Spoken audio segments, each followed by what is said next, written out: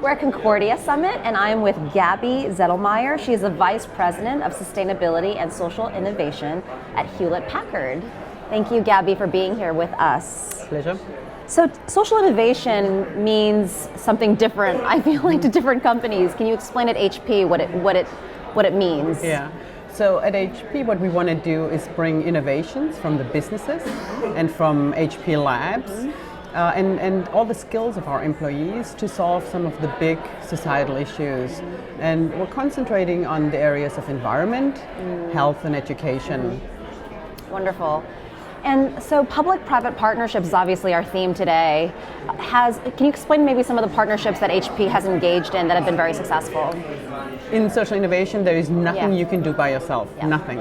Every project that we're running, whether it's in education or in health or in the environment, really depends very much on local nonprofits, on collaborating with the governments. To give you an example, we started in Kenya about 3 years ago to engage with the Clinton Health Access Initiative, as well as the Ministry of Health in Kenya, as well as the local university, Strathmore University. And the issue that we had identified was that when children are born, they're tested for HIV. It often takes up to 6 months for those results to come back to the mother or the health worker. So together we created a system where we went in to do an IT assessment, we built 5 data centers, and we sped up the process. So now these results are in less than 20 days. And the children that are HIV positive can be treated right away and live a normal life. So the Ministry of Health was very important as a partner. S.H.E, because they knew everything that's working and doesn't work in Kenya. And the students from the university wrote all of the applications for the dashboard. It's amazing. It's really important to bring this all together. You cannot do it alone. And so, it just, to me, university, government, private, large company, in terms of ingredients that make up a successful partnership, are there certain, because you're talking about massive institutions communicating, getting on the same page. Absolutely. What have you learned to be the most efficient and effective way to go about them? So what we've learned is we try to apply some processes that we also utilize to run our company.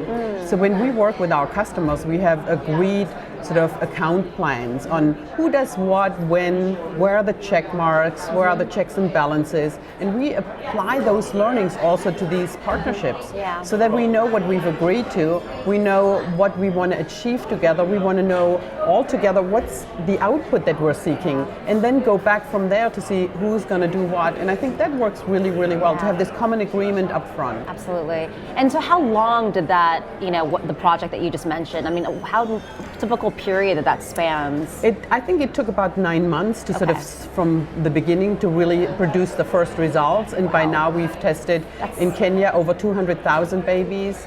We have expanded the program into Uganda, now into Nigeria, and now we're looking at additional countries as well, because we really hope that we can get our hands around this issue altogether. Oh, that's amazing.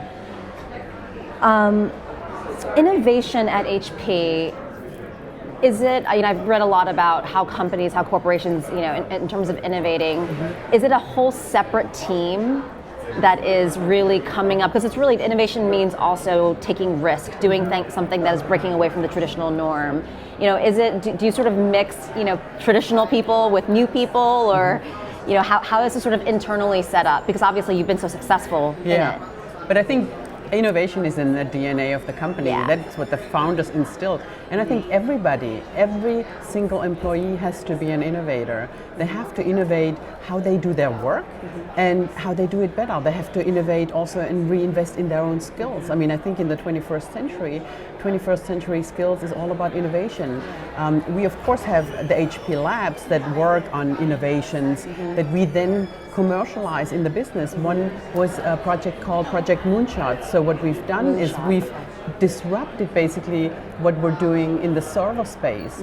So what we're now doing is we produce servers that are 89%, they use 89% less energy, they use 80% less space, and they cost 77% less. Just imagine, all of HP.com, for example, and we get over 300 million clicks a day.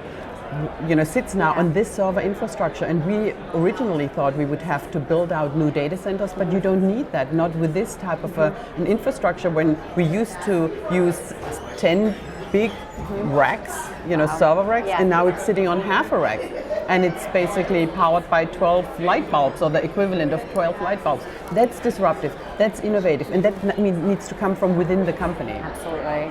That's incredible.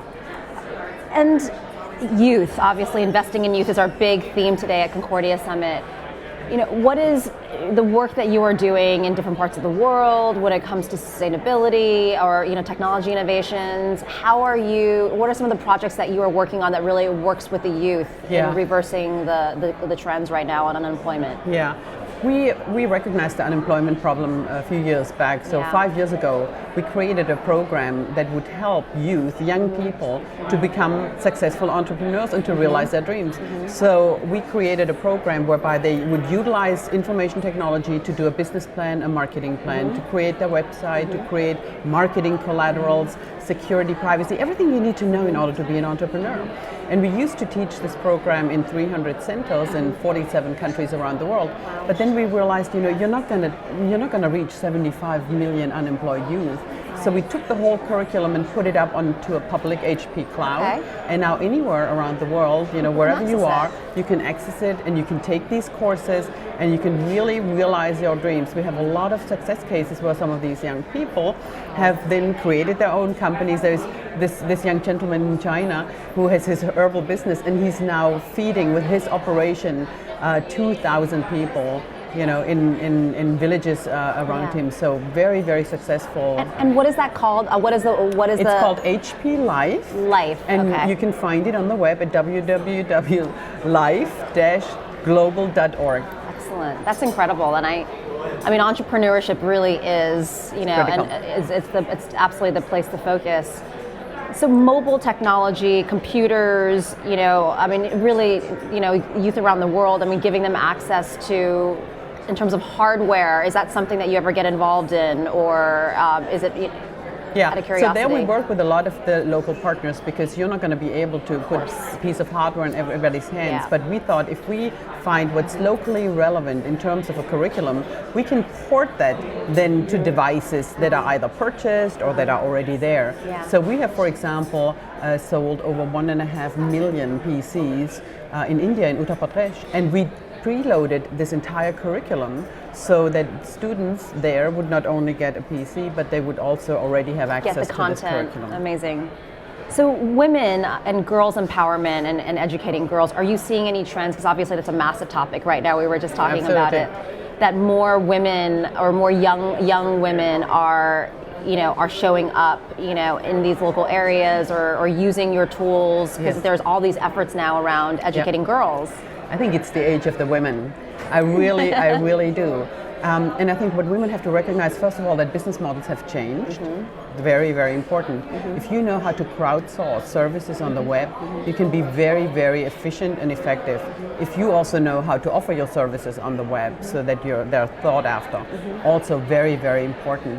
We know that 65% of the kids in high school right now will end up in jobs that don't exist today. So if you already have that mindset as a girl and think about, where is everything developing and what do I need to invest in myself, it's a phenomenal opportunity. And I think when you then offer these services on the web, it doesn't really matter whether you're female or male or whether you're old or young. Anybody has a fair chance if they supply really good information. And what I'd say about women, and I hope that we're at a day and age where mothers and fathers raise their girls specifically with a sense of confidence, because I think that's the biggest thing that's missing. That young girls do not have the same sort of self-confidence, and they don't sit up straight and don't believe in themselves the way men do. And I think if they just did that, we would solve a lot of the other issues. Yeah, I love this quote that we cannot become what we do not believe. Absolutely. And confidence is so absolutely critical. And I have to ask, is your high-level role at a massive global company like HP, in terms of women living in the U.S. or developed parts of the world where they are obviously getting great educations, you have had such a successful career. any advice for young women, in the corporate world that really go for that C-level position and go for that high level, any words of wisdom there? Absolutely. I think you always have to ask for what it is that you have set your mind towards and not hold back. And if you ask and you don't hear the right answer, then you ask again and you find a way to achieve persistence. Beats, trumps, just about anything else. And so does motivation. I assume that everybody, if we deal with young people in an organization, generally they're well educated. Those that are motivated stick out. And if they then also pursue what they really want and they actually think about where they want to go, they create their network accordingly, and not just by handing out cards. You think about who you want to meet and why. And then in terms of mentorship, I think rather than relying on one mentor, what I found much more sort of helpful was copy and paste what people do really well. Whether it's men or women, whether they're at my level or up or at a level that reports to me, it's just, look what people do really, really well and see if that works for you as well. So there are many things that people can do, but the most important thing is then, be proud of what you've achieved. Don't get arrogant, but really sit up straight and pursue your dreams. Persistence, conviction, humility. I love it. Yeah, thank you so much. Well, thank you for having me today. I think we covered every topic. Fabulous. Okay, wonderful. Thank you, Gabi.